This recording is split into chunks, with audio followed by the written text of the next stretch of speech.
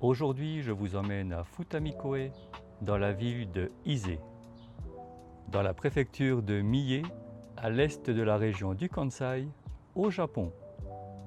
Je vais vous faire découvrir le sanctuaire Futami Okitama et les célèbres rochers mariés Meoto Iwa au bord de l'océan Pacifique. C'est un endroit calme et paisible, encore peu fréquenté par les touristes. Je vous laisse regarder tranquillement cette petite vidéo et je vous retrouve comme d'habitude juste après.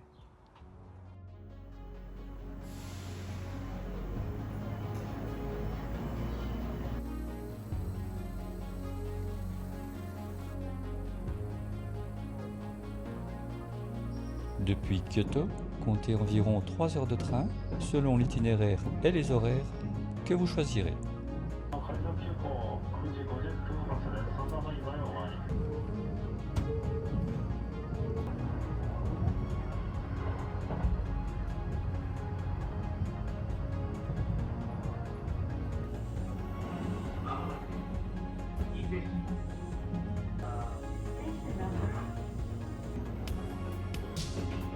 Il n'y a pas de personnel ni de machine à la gare d'arrivée. Vous devrez déposer votre ticket dans une petite boîte.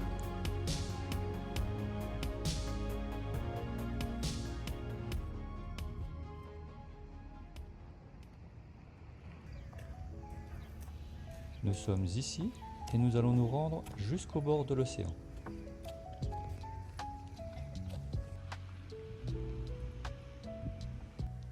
Vous aurez environ un quart d'heure 20 minutes de marche pour arriver au bord de l'océan Pacifique. Futami signifie littéralement deuxième regard. Il est situé à l'ouest de la ville d'Ise. Il tire son nom de la légende d'une princesse qui aurait trouvé le paysage de la ville si beau qu'elle se serait retournée 2 fois pour le voir. Vous trouverez ces panneaux un peu partout en cas de tsunami. Futami-koe est un quartier côtier d'Ise, souvent considéré comme une halte spirituelle, avant de se rendre au grand sanctuaire d'Ise-jingu, le plus sacré du Japon shintoïste.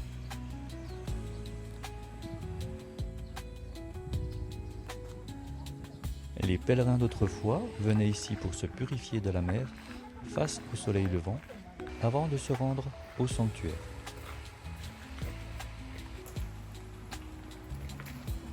L'allée qui mène au bâtiment principal du Futami Okitama est bordée de nombreuses statues de grenouilles, de tailles et de couleurs différentes.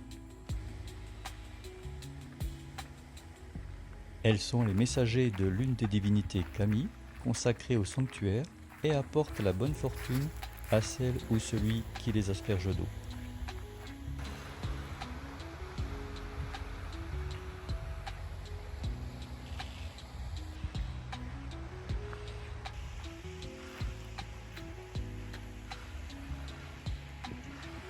Elle symbolise également le retour, car en japonais, kaeru veut dire grenouille, mais aussi revenir.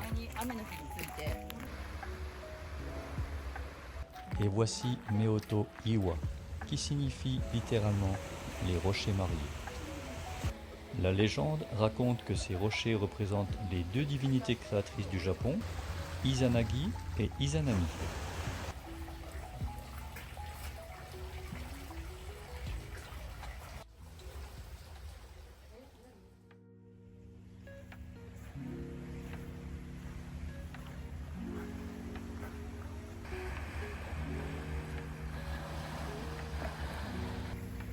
Voici le sanctuaire Futami Okitama, qui est un lieu de purification.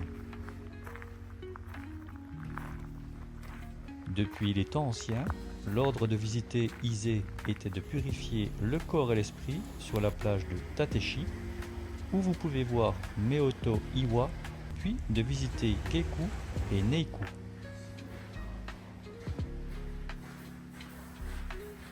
On retrouve encore de nombreuses figurines de grenouilles, les messagers de Salataiko Okami, disséminés dans l'enceinte du sanctuaire comme dans la salle de purification de l'eau et à l'approche du sanctuaire. C'est grâce à l'union des deux divinités Izanagi et Izanami que seraient nées les îles du Japon et les kami, les esprits sacrés. Les couples viennent prier ici pour la solidité de leur mariage, pour la fertilité ou simplement pour contempler la force de l'union symbolisée par ces pierres face aux vagues. Le sanctuaire Ryugu est reconnaissable à son bâtiment rouge au toit vert et est dédié au dieu de la mer Watatsumi no Okami. Il va être l'heure d'aller manger dans ce restaurant.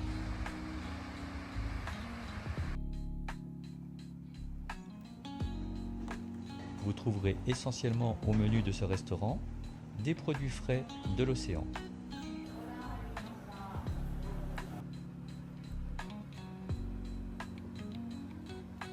Vous pouvez aller manger dans ce restaurant les yeux fermés.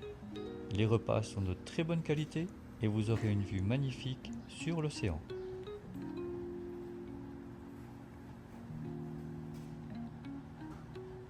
J'ai pris le menu le plus cher et j'ai payé moins de 20 € par personne avec les boissons.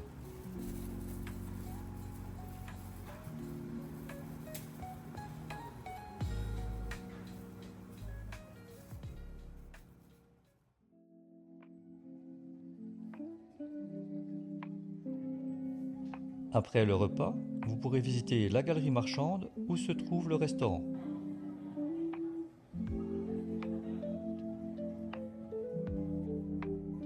Vous y trouverez des magasins de souvenirs, un magasin de vente de katana, les sabres japonais, et des couteaux.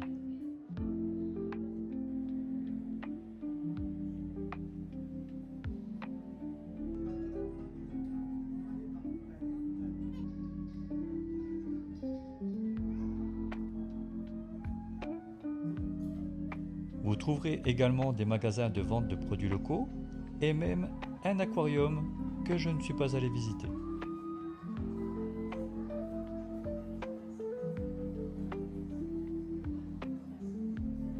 Voici des fugus ou poissons globes qui peuvent être mortels s'ils sont consommés sans être préparés par des spécialistes.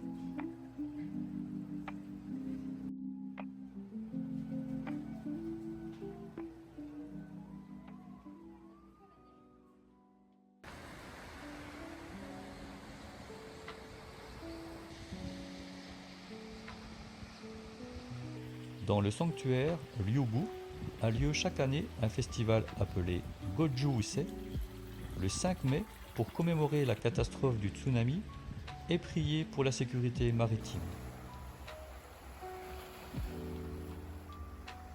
Meoto-Iwa, les célèbres rochers mariés, le grand rocher représente l'homme, le plus petit la femme. Entre eux, une corde Shimenawa les unit. 5 fois par an, elle est changée à la main lors d'un rituel impressionnant. Ces deux rochers sont également un symbole fort de l'union, de la fidélité et de la communion entre le divin et les éléments. De mai à juillet, le soleil se lève entre les rochers et sera parfaitement dans l'axe le matin du solstice d'été. D'octobre à février, les mois froids permettent de voir la lune apparaître entre les rochers avec la soirée du solstice d'hiver qui réserve à l'astre une place centrale.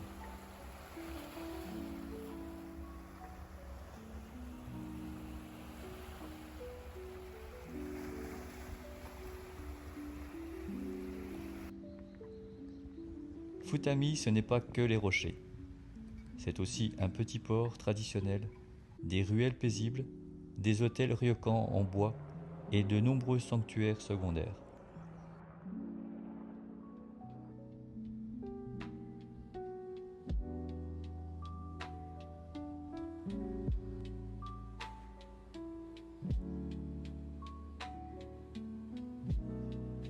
Avant de retourner à la gare et de repartir, je vous conseille de vous promener un peu dans les rues de ce quartier qui sont vraiment calmes et apaisantes.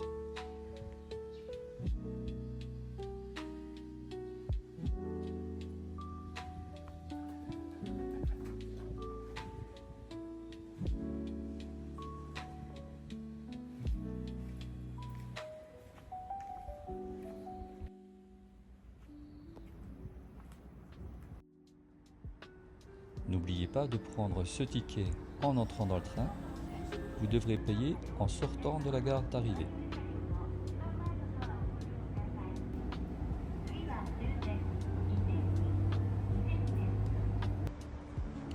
Encore une belle journée qui se termine avec une magnifique découverte de ce lieu, calme et encore protégé du surtourisme.